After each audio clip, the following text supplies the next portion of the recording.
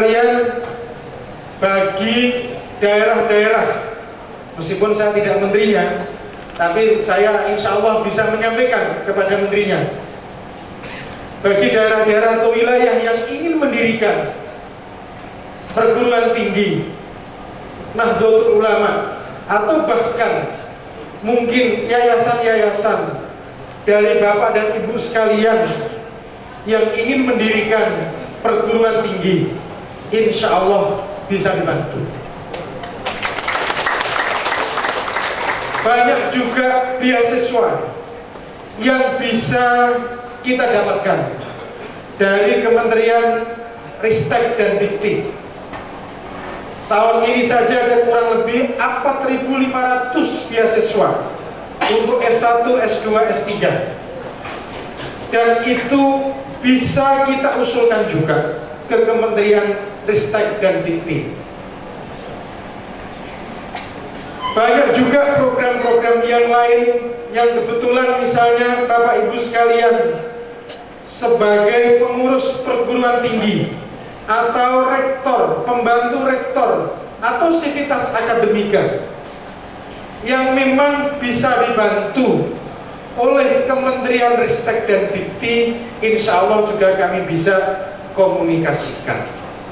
Tentu tidak lain dan tidak bukan, yang pertama adalah untuk kepentingan bangsa dan negara kita, wabil khusus kepentingan Nahdlatul Ulama. Kemudian kita punya Kementerian Ketenagakerjaan. Ini juga banyak balai-balai pelatihan kerja yang bisa kita manfaatkan. Banyak TKI. Nah ini TKI sudah dimoratorium untuk pembantu rumah tangga di Timur Tengah. Tapi bagi yang ingin menjadi TKI yang berbasis keterampilan, berbasis skill, terutama di Asia Pasifik, bagi Nahdliyin dan Nahdliyat bisa juga kita berjuangkan bersama-sama. Ada Kementerian Sosial, ada Kementerian Pemuda dan Olahraga, ada Kementerian Agama. Kalau cita-cita orang NU jadi Menteri Agama itu sudah luar biasa, padahal juga tidak luar biasa juga. Jadi cita-cita tertinggi politik orang NU itu dikiranya kalau sudah jadi Menteri Agama, padahal tidak. Banyak kementerian yang lain yang justru luput dari pandangan, luput dari sasaran dan bidikan orang NU. Coba kalau misalnya orang NU jadi duduk di Kementerian SDM misalnya, kan lebih terhormat dan lebih bagus dibandingkan menjadi Menteri Agama. Manfaatnya buat NU jauh lebih besar juga. Sekarang juga bos belum turun, kira-kira lebih seperti itu. Ada di kementerian saya, Kementerian Desa, Pembangunan Daerah Tertinggal dan Transmigrasi. Ini betul-betul kementerian yang memang tidak lain dan tidak bukan untuk melayani dan memberdayakan masyarakat. Tidak ada faktor ekonomi yang bisa kita ambil dari kementerian ini, tetapi adalah betul-betul melayani seluruh kepentingan masyarakat kita, dari Sabang sampai Merauke. Tadi Ketua Tanfidiyah PWNU Sumatera Utara menyebutkan dana desa 1 miliar bahkan 1,4 miliar yang akan disalurkan oleh pemerintah itu tentu diperuntukkan kepada seluruh masyarakat desa kita. Dan masyarakat desa itu adalah mayoritas warga Nahdliyin dan Nahdliyat. Yang jadi TKI banyak kan juga orang NU, sama. Yang terpinggirkan, yang termarginalisasi, yang belum beruntung adalah orang NU. Di mana-mana, dari Sabang sampai Merauke. Tentu dengan harapan lahirnya Undang-Undang Desa, Undang-Undang Nomor 6 tahun 2014. Dengan susah payah undang-undang ini lahir, hampir 2 periode. Bahkan ketika itu pemerintah tidak mau atau bahkan tidak mau meloloskan undang-undang itu. Tetapi atas desakan semua pihak, semua partai politik, para kepala desa dan perangkat desa bergerak di Jakarta.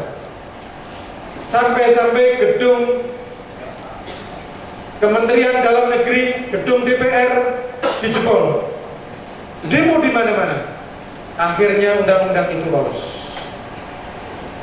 Dan ini tidak lain dan tidak bukan tentunya Bapak Ibu sekalian adalah untuk mensejahterakan masyarakat desa kita. Termasuk juga pada tahun 2012 ketika NU mengadakan Munas dan Mubes di Cirebon. Salah satu concern yang dibahas adalah untuk segera menuntaskan undang-undang desa itu.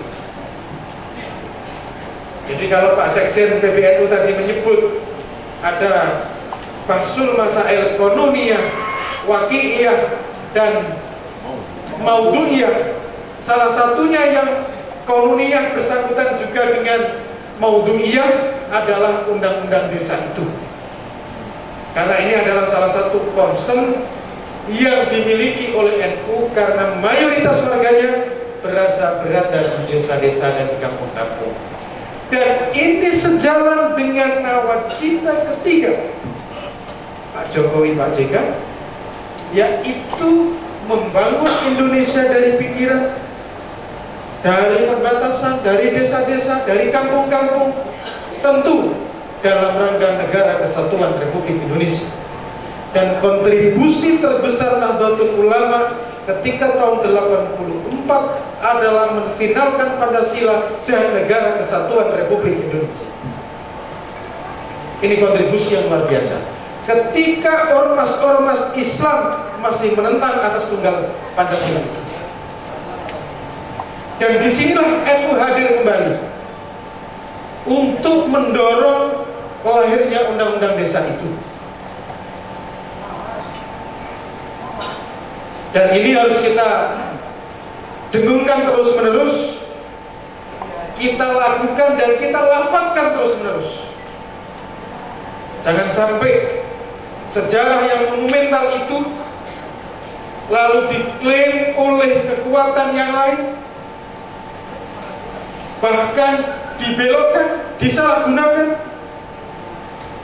Karena kita tahu semua bahwa kekuatan NU luar biasa, di samping punya kekuatan politik juga punya kekuatan sosial keagamaan yang diakui tidak hanya pada level nasional tetapi pada level internasional. Ini yang harus kita kembangkan. Dan yang paling penting adalah NU ikut juga menumbuhkan rasa optimisme bangsa ini. Di tengah cobaan kanan kiri, ekonomi kita belum tumbuh secara maksimal karena pengaruh juga ekonomi global. Di samping memang dana APBN juga belum secara maksimal tersalurkan dengan merata. Kita tentu juga menyadari betul bahwa kekuatan NU adalah berada di kampung-kampung dan di desa-desa itu. Disitulah kita bisa memerankan peran yang lebih penting lagi. Salah satunya adalah mengawal dana-dana desa itu jangan sampai disalahgunakan oleh para kepala desa. Kader-kader NU bisa terlibat secara aktif di dalam memengaruhi proses pengambilan keputusan di dalam musyawarah desa. Karena Pak Afifuddin Lubis, program di desa itu ditentukan oleh hasil musyawarah desa. Ada namanya RPJM desa, ada namanya rencana kerja pemerintahan desa, ada namanya APBD desa. Itu semua ditentukan oleh musyawarah desa. Bagi semua kader-kader NU yang ada di desa-desa, yang ada di ranting-ranting, yang ada di kecamatan, bahkan boleh jadi juga yang ada di kabupaten-kabupaten, bisa juga terlibat penuh dalam rangka memengaruhi hasil atau produk dari musyawarah desa itu supaya bisa dimanfaatkan oleh rakyat banyak. Disitulah salah satu peran sosial dari Nahdlatul Ulama. Oleh karena itu, sekali lagi Bapak dan Ibu sekalian, bahwa keberadaan NU dalam menopang secara sosial, dalam menopang secara keagamaan bagi terwujudnya Qaryah Thayyibah, desa-desa yang sejahtera dan beradab, adalah melalui pengawalan undang-undang desa sekaligus dana-dana desa. Saya informasikan kepada Bapak dan Ibu sekalian, masing-masing desa hari ini mendapatkan 250 sampai 280 juta rupiah. Nanti tahun 2016 akan meningkat 2 kali lipat, insya Allah 1 miliar sudah bisa diselesaikan 2016, maksimal 2017. Ini semua tidak lain dan tidak bukan, Bapak Ibu sekalian, adalah untuk rakyat kita semua. Kita tahu bahwa NU dipersembahkan, seluruh perjuangan NU dipersembahkan untuk bangsa dan negara, tidak hanya untuk NU sendiri. Dengan seluruh program yang dimiliki oleh Nahdlatul Ulama, sekarang ini kita harus bangga terhadap pengurus besar Nahdlatul Ulama sekarang, yang dikomandani oleh Kiai Mustafa Bisri dan Kiai Said Akil Siraj. Telah ada 23 perguruan tinggi. Mas Sekjen betul? Ada 23 perguruan tinggi NU yang baru. Izin baru. Dengan Alhamdulillah, NU secara kelembagaan sudah punya 23 perguruan tinggi Nahdlatul NU, Universitas Nahdlatul Ulama UNU. Kalau dengan perguruan tingginya itu 143. Nah, informasi perguruan tinggi punya 143 perguruan tinggi. Tapi saya kira tidak hanya perguruan tinggi yang dikejar, ada sektor lain yang lupa juga. Kesehatan misalnya, berapa rumah sakit kita? 112. Yang resmi milik NU. Betul, itu resmi. Jangan milik yayasan. Nah, ini juga harus diperjuangkan. Makanya pernah saya menyebut, kita tidak usah berdebat mengenai hitoh lagi. Ini politik atau tidak politik, sudah capek kita bicara tentang hitoh. Ini dimanai politik atau tidak politik, gak penting lagi sudah itu. Mau politik mau gak politik, asal itu manfaat dan maslahat buat rakyat kita dan Nahdlatul Ulama, tidak perlu diperdebatkan lagi. Makanya saya sebut dengan hitoh produktif, bukan hitoh yang dalam perspektif sia-sia atau sia-sia lagi, atau politik lagi. Hitoh produktif itu banyak perguruan tinggi, punya banyak rumah sakit, punya banyak komponen, punya banyak sentra-sentra ekonomi, itu yang lebih penting. Karena ketertinggalan kita semua adalah di bidang ekonomi. Kita punya spirit namanya Nahdlatul Tujar. Spirit Nahdlatul Tujar itu barangkali bisa diimplementasikan dalam program-program atau rekomendasi-rekomendasi di dalam muktamar yang akan datang nanti. Apa spiritnya? Konkret, satu, buat kawasan industri di Sumatera Utara, tapi NU yang punya misalnya, kerjasama dengan pemerintah daerah Sumatera Utara atau kabupaten setempat, kita dorong di situ. Kami yang ada di pemerintahan punya tanggung jawab moral, punya tanggung jawab sosial, punya tanggung jawab jamiah untuk memperjuangkan itu semua. Ayo kita bikin. Misalnya, sudah berapa koperasi yang kita punya?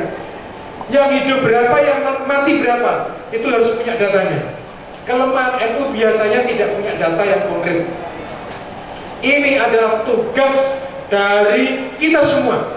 Saya tidak menyalahkan siapapun, kita semua.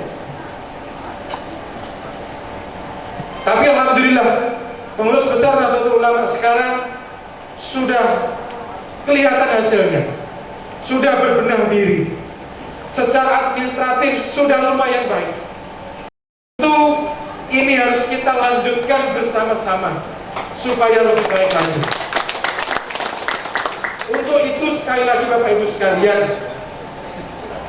muktamar sekali lagi, tidak usah mulai sekarang mulai gesek-gesekan siapa ketua SM dan siapa ketua umum dan tentu ulama besok. Itu wilayah nanti. Tapi yang lebih penting adalah tadi itu, rumuskanlah Bapak Ibu sekalian program-program yang real, betul-betul real, yang terukur, yang kita mampu. Jangan menurut kemauan kita, tapi menurut kemampuan kita. Kalau daftar kemauan pasti banyak, tapi mampu kita sejauh mana? Rekomendasi Sumatera Utara, Pramuktamar ABCD, konkret. Target tahun ini sekian, tahun ini sekian. Jelas, itu yang kita mau. Kita sebagai kader Nahdlatul Ulama tentu sudah capek juga kadang-kadang. Kita punya kemauan yang luar biasa, punya kemauan yang banyak sekali.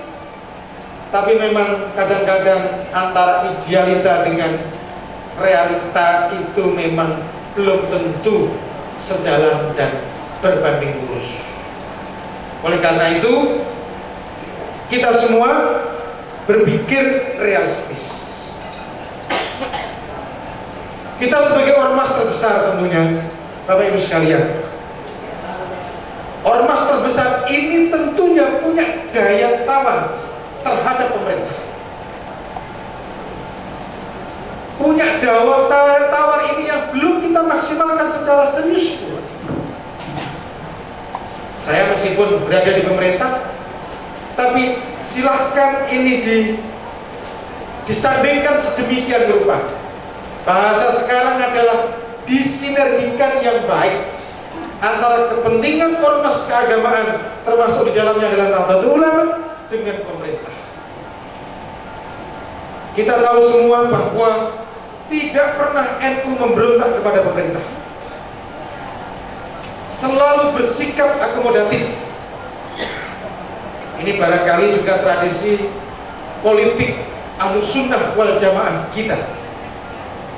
Tetapi politik akomodatif itu harus lebih produktif ketika berhadapan dengan pemerintah. Yang penting di berbagai tingkat, pemerintah pusat, provinsi, kabupaten maupun kota. Misalnya contoh Pak Safri ini sebagai wali kota Sibolga. Pertanyaannya, kalau Pak Safri ini sebagai mustasar, ukuran apa? Paling tinggi mustasar ini, penasehat di Sibolga, sudah berapa program kota Sibolga yang diberikan kepada Nahdlatul Ulama? Ini penting. Sudah berapa misalnya ada program penguatan masjid, program penguatan pesantren, ada program penguatan pemberdayaan ekonomi umat misalnya. Inilah programnya. sama-sama kita harus wujudkan bersama-sama. Kita punya anggota DPRD lintas partai bahkan yang semuanya kalau menjelang pemilu ngaku NU tapi kelakuannya tidak NU. Nah, ini yang repot. Ini harus kita luruskan juga. Tapi insya Allah Pak Marwanda Supang komitmen terhadap NU Sumatera Utara. Ini yang harus kita kritisi bersama-sama. Memang agak konsen dikit tidak apa-apa, masih NU. Saya tidak banyak yang saya sampaikan. Sekali lagi saya menyampaikan terima kasih kepada panitia tentunya, baik panitia nasional maupun panitia daerah yang telah memberikan waktu kepada saya secara pribadi. Tentu adalah merupakan kebahagiaan tersendiri dan saya merasa tersanjung pada malam hari ini saya bisa bersilaturahim, bermuajahah, sekaligus saling kenal di antara kita semua sebagai bagian dari keluarga besar Nahdlatul Ulama yang kita cintai bersama-sama ini. Akhirul kalam, ihdinas siratal mustaqim wal afu minkum wallahul muwaffiq ila aqwamit thoriq. Wassalamualaikum warahmatullahi wabarakatuh.